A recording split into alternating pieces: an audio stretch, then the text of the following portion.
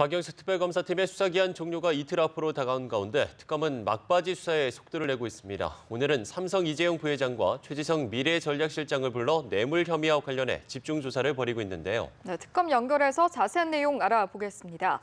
이재동 기자, 특검이 어제 이어 오늘도 이 부회장을 조사하고 있지요?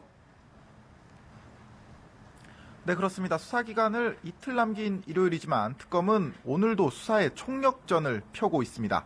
우선 오늘 오전 서울구치소에 수감 중인 이재용 삼성전자 부회장을 불렀습니다. 이 부회장은 어제에 이어 이틀 연속 특검에 출석한 건데요. 지난 17일 구속 이후로 모두 합쳐 5번째 소환 조사입니다. 특검이 최순실 씨와 공모한 박 대통령에게 뇌물을 제공한 혐의에 대해 막판까지 보강 조사를 치열하게 이어가고 있다고 볼 수 있을 것 같은데요. 앞서 특검팀은 이 부회장의 구속 기간을 다음 달 8일까지로 연장했습니다. 수사기간 연장을 염두에 둔 조치인데 하지만 수사기간이 결국 연장되지 않는다면 특검은 내일이나 모레 이 부회장을 구속 기소할 방침입니다. 특검은 오후에는 삼성그룹의 2인자로 통하는 최지성 삼성 미래전략 실장도 불러 관련 의혹을 추궁하고 있습니다. 이미 뇌물공여 혐의 피의자로 입건된 최 실장은 삼성그룹 미래전략실이 해체할 즈음 사퇴할 것으로 전해지고 있습니다. 네, 이제 특검의 수사 기간 이틀밖에 남지 않았는데 대통령의 대면 조사는 어떻게 되는 겁니까?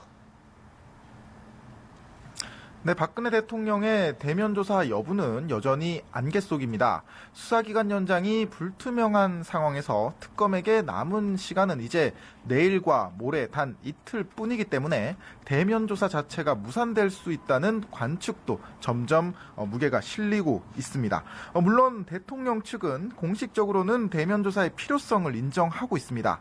특검도 대면 조사를 반드시 해야 한다는 것이 기본 원칙이라며 여러 차례 필요성을 강조해왔죠. 그러나 양측은 조사 방식이나 조사 시간 등 세부 조건을 두고 사실상 견해차를 좁히지 못하고 있는 것으로 전해지고 있는데요.